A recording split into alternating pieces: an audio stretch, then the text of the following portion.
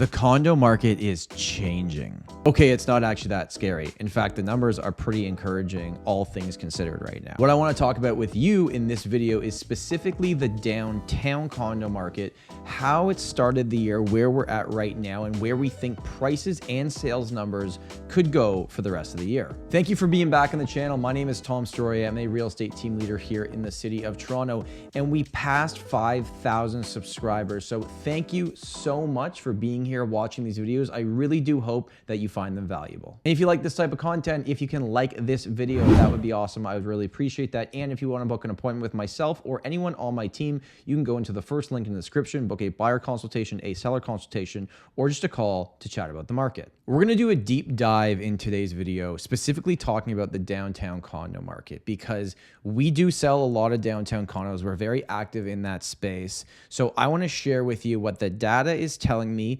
compiled with a little bit of real life stories, what we're actually seeing on the ground level, to hopefully make more sense to you as the potential consumer. Now, a little bit of housekeeping. In today's video, I'm only referencing the downtown Toronto condo core. That is CO1 and CO8.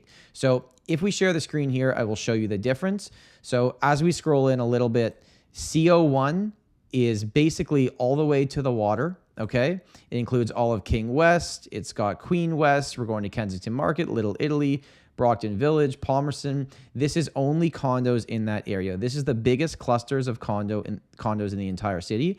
And we are also talking about CO8. So that is east of Yonge Street, down to the water, south all the way to Bloor, and east to the DVP. So in this video, when I'm referencing CO1 and CO8, these are the specific areas that I'm talking about. So what we're gonna do is look from January until the end of April, what the average sale price was, what the median sale price was, because I think that's actually more representative of the market, how many properties actually sold, and what was the average days on market. Okay, so let's start with CO1. So here is the little graph that I've put together. Now this is only going over CO1, but CO1 is the biggest clusters of condos in the entire city. So in January, we had an average price of about $815,000 with a median price of $738,000.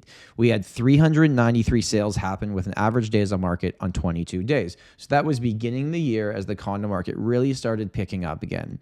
We get to February, we have an average price of $839,000. We jump to March, it's all the way up at $891,000. So the average price peak was March.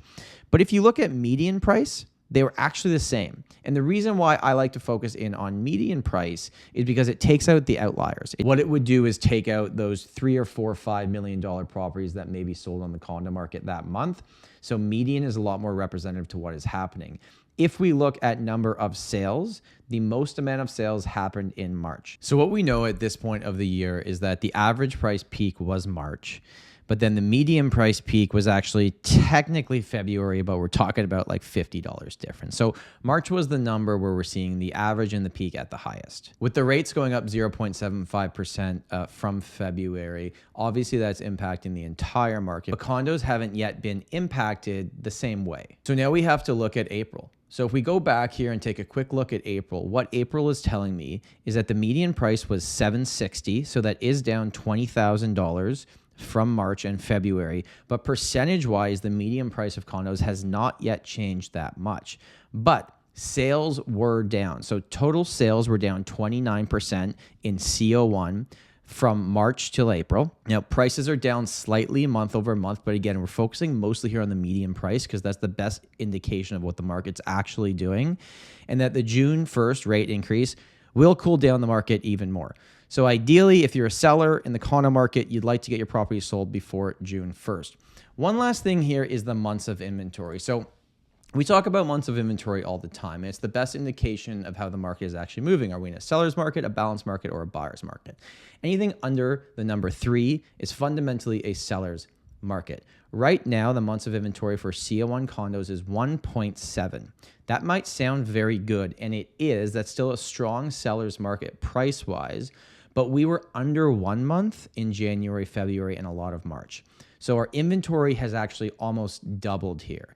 And if we take one more thing and we look at new listings, there was 782 listings in April.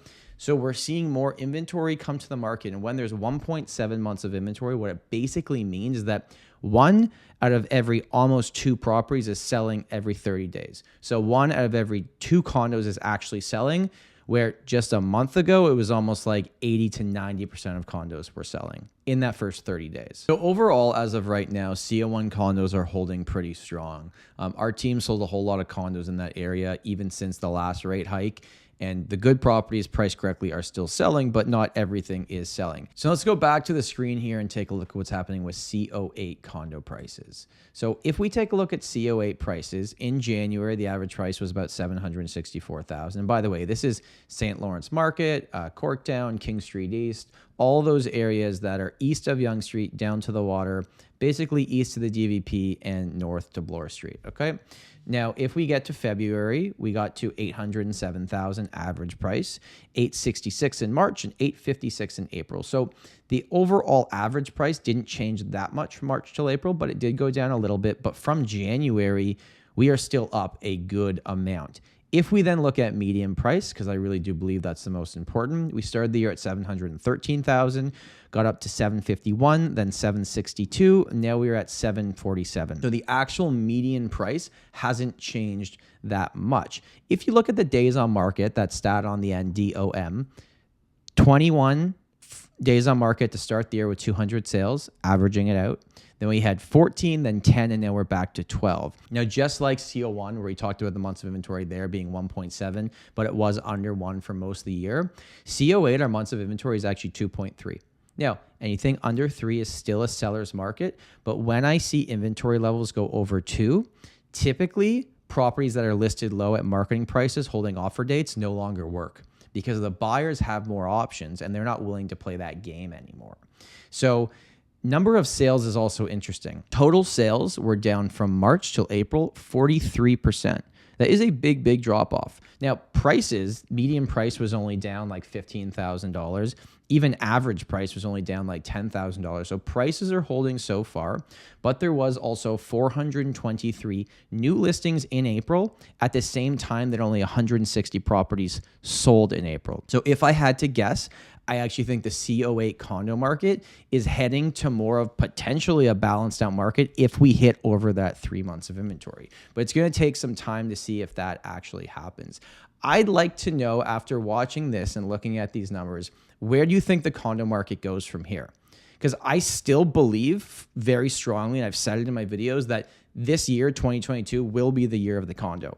From January till the end of the year, we're going to look back and go, wow, condos actually did the best. Other asset classes are going to start the year very strong, but then they're going to fall off a little bit. So I still think condos are strong, and they are slowly catching up. That gap in price, they are slowly catching up, and those properties in the freehold section are slowly coming down. So it's getting a little bit closer. Thank you so much for watching this video. I hope you found this valuable. If you want to check us out on Instagram, look up at the Storey Team. We're very active on that platform. My name is Tom Storey, and remember, home is where your story begins.